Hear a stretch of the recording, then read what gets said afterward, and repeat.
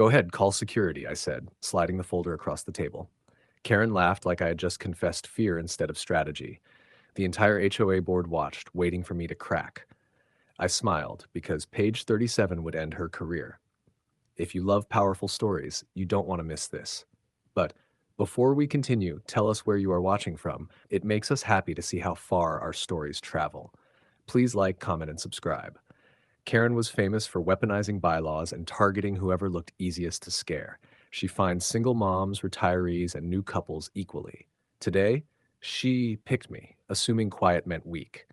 She didn't know I audit contracts for a living, or that 3 neighbors had secretly given me copies of letters she altered. I highlighted every illegal fine, every forged signature, every racial dog whistle hidden inside community standards. When I asked why only certain homes got surprise inspections, the room went quiet. Karen smirked until I played the security audio. Her voice joked about keeping property values looking right. One board member pushed his chair back slowly. Another stopped making eye contact with her. Karen's laugh faded, replaced by calculation and something close to panic. Then I slid the second folder forward, thicker, heavier. Final. And that was before the police email notification lit up my phone. Karen whispered my name like a threat, but it sounded like surrender. I finally raised my voice, and everyone leaned closer slowly. Karen tried to recover fast. Those are misunderstandings, she said, voice tight, smile cracking at the edges. I stood up slowly, letting the silence stretch until it felt heavy. No, I said, louder this time. Those are patterns. Someone behind her whispered, "Oh my God." I opened the second folder. Inside were bank records, vendor contracts, and payment approvals signed only by Karen. Landscaping invoices for homes that never received service. Security upgrades billed to houses that didn't exist. The treasurer reached for the papers with shaking hands. Karen lunged to grab them first. Too late. Then the door opened. Not police.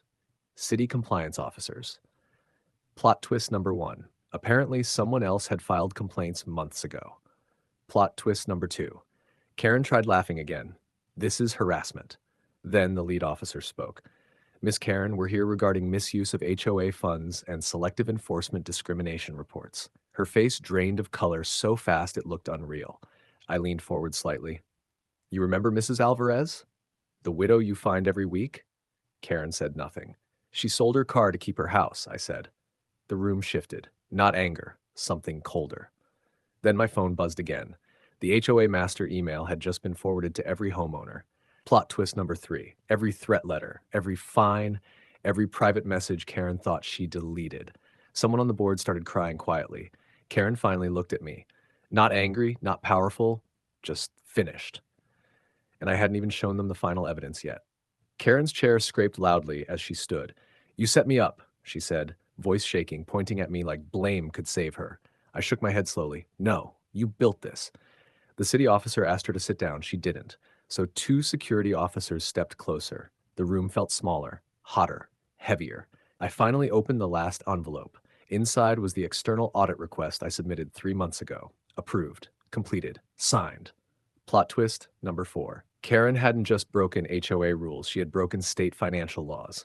Gasps spread across the room like dominoes falling. Then came the sweet part. Mrs. Alvarez walked in. Behind her, 3 other homeowners Karen targeted for years. They weren't angry. They were calm, powerful, free. Mrs. Alvarez handed the officer a small envelope. Her personal messages, she said softly. Karen's knees actually buckled. Someone had to pull her chair under her. I stepped closer, voice steady. You thought fear was power. Karen stared at the table, mascara finally giving up the fight. It was always paperwork, I said. Outside, rain started falling, soft, steady, almost peaceful. Inside, everything Karen built was collapsing in real time. The board voted for emergency suspension. Unanimous. Karen opened her mouth like she wanted to scream. Nothing came out, only silence and consequences. Please like, comment, and subscribe. By the time the rain stopped, Karen was no longer HOA president. By morning, she wasn't even a board member.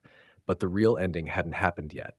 2 days later, the official notices went out. Financial investigation, civil lawsuits, personal liability review. Plot twist number 5. Karen wasn't protected by HOA insurance. Fraud voided everything. I saw her one last time outside the community office. No designer suit, no perfect hair, no audience, Just a woman realizing control was never the same as respect. She tried one last time. You ruined me, she whispered. I looked at her calmly. No, I said. You just finally got audited. Across the street, Mrs. Alvarez was laughing with neighbors. Kids were playing in yards Karen once tried to find families out of. The neighborhood felt lighter, like something toxic had finally been pulled out by the root. The board announced new transparency rules, community voting, public financial dashboards, no more secret letters, no more selective enforcement, just fairness.